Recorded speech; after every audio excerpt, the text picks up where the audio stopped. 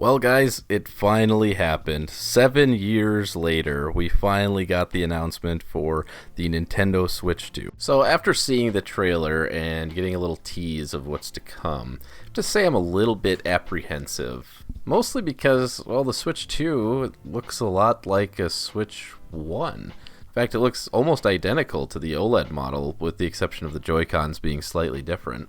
Don't get me wrong, I love my OLED Switch. As of late, it's been pretty much the only console that I've been playing besides retro stuff, both at home and on the go. I travel for work, so being able to take the Switch with me easily without having to pack too much stuff is an awesome perk. And it looks like the Switch 2 is sticking pretty much true to that. It's going to be a portable console with detachable Joy-Cons and a docking station. And to be honest, I'm totally cool with that. Part of me does wish that Nintendo would release a standalone console-only variant of the Switch, or Switch 2, but for now, I think having the portable version is pretty much what people are looking for, to be honest. The one issue I think that comes along with being a portable, smaller form factor system that a lot of people are going to have issues with, I think, much like the Switch 1, is the performance. I did hear some rumors that the performance of the Switch 2 is going to be similar to that of the PS4 Pro, and if that's the case, that's actually a huge upgrade from what the current Switch 1 performance standards are like, but in all actuality, it may not be that at all. That's just rumors. What I would like to see personally is not that the Nintendo Switch 2 tries to keep up with the PS5 or the Xbox Series X, but rather that it tries to keep up with the Steam Deck, for example. Being direct competition with the Steam Deck I think would be awesome for Nintendo and I think would benefit a lot of people.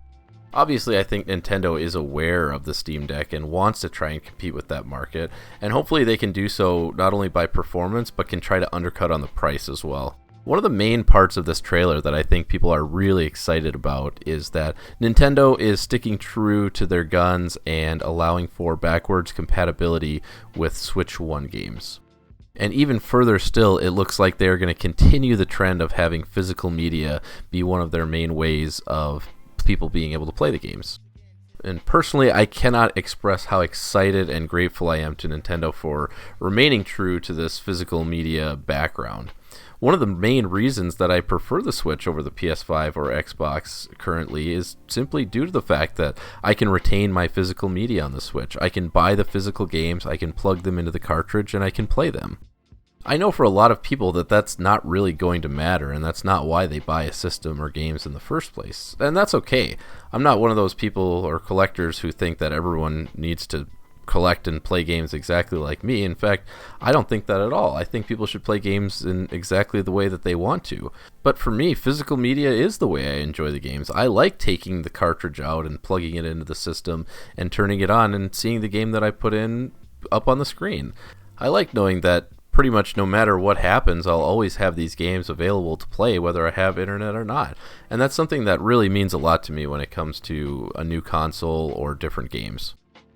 At the end of the trailer, they have a photo that shows the difference between the Switch 1 and Switch 2 side by side, and they make a note at the bottom that says certain Nintendo Switch games may not be supported or fully compatible with the Switch 2. At first, I was a little reluctant about this and was thinking that certain games just wouldn't be playable on the Switch 2. But as I thought about it a little bit more, I think what it's actually going to be is that there's just no way to connect some of the old peripherals to the new Joy-Cons.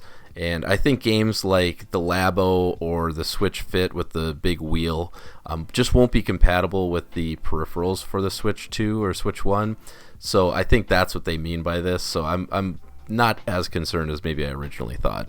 Obviously, I would be very sad if Nintendo decides to allow physical Switch 1 games to be played, but decides to not have physical game cartridges for Switch 2 games. I don't think that's going to be the case, but I just wanted to touch on the possibility of that either way. The next thing I wanted to talk about a little bit are the Joy-Cons. Now, at first glance, they look pretty much identical to the Switch 1, barring some small changes. Namely, the way that the Joy-Cons attach to the Switch looks more like a press-in connection than a sliding bracket, which to me is great. One of the main complaints I had, and a lot of other people actually probably had the complaint, that the Switch 1, the Joy-Cons felt loose when they were attached to the controllers. You could almost kind of bend them back and forth, and they just didn't feel super secure.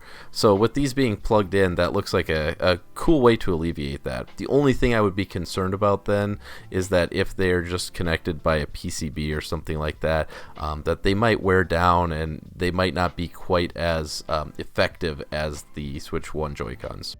I'm a bit of a pro controller Andy, so as far as the sticks feel, I'm curious to see what they do with that. It looks like they're supposed to move a little better, and hopefully they remove the stick drift that we saw in the Switch 1.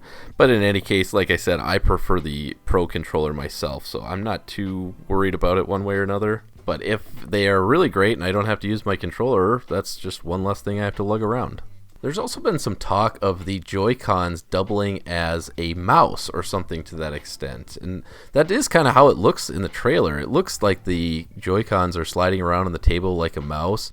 I think that's a wonderful idea. It opens the door up a lot for certain FPS games and other types of games that might function better on a mouse than with a Joy-Con type controller.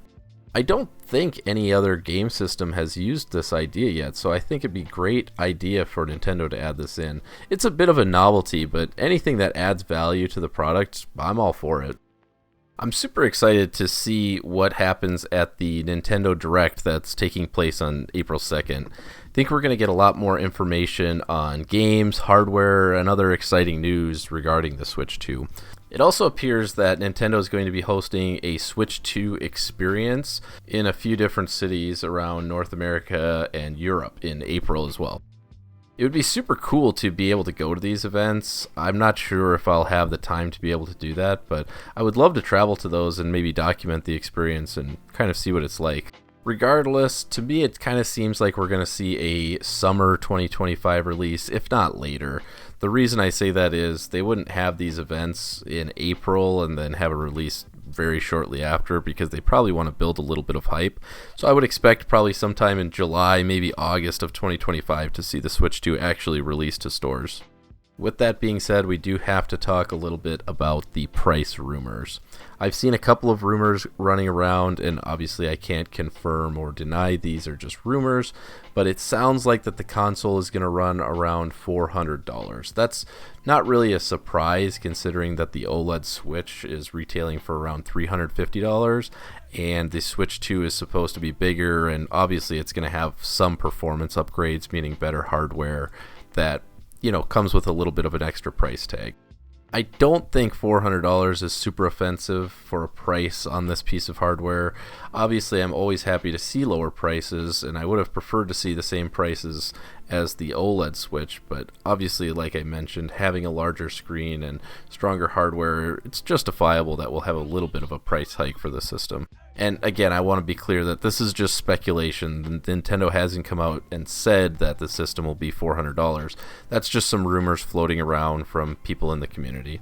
I do know that regardless of what price Nintendo puts on the Switch 2, that there is going to be drama regarding this system, and I know that there are going to be scalpers and people who try to take advantage of the new system, as with anything that comes out like this. And I really hope that there isn't too much of that, but it's almost guaranteed that we're going to see something along those lines. With all of that being said, I just want to express how excited I am to be a part of this console's release, hopefully. As I grow older, I'm just always excited to be able to be a part of something cool like this, whether it's a new game, a new system, or anything like that. There's something really intoxicating about the hype of going into the store, of getting your newly pre-ordered system or newly pre-ordered game and getting home and playing it for the first time. So I'm excited to experience that one more time. But let me know, what do you guys think? Are you excited for the Switch 2? Do you think it's going to be a hit, or do you think it's going to flop? Let me know down in the comments what you think. Personally, like I said, I'm very excited, and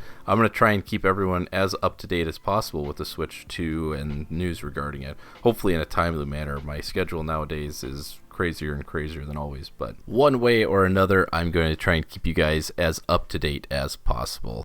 As always, guys, thank you so much for watching. Please consider leaving a comment and subscribing. It's the best way to help me out and allow me to continue making these videos. I do, like I said in the previous videos, I do like making these videos and want to continue doing that, and leaving comments and suggestions on what to do better or what content you guys want to see is the best way for me to continue to do that. So if you have any suggestions, please feel free to leave them. Otherwise, thank you guys so much for watching, and we'll see you in the next one.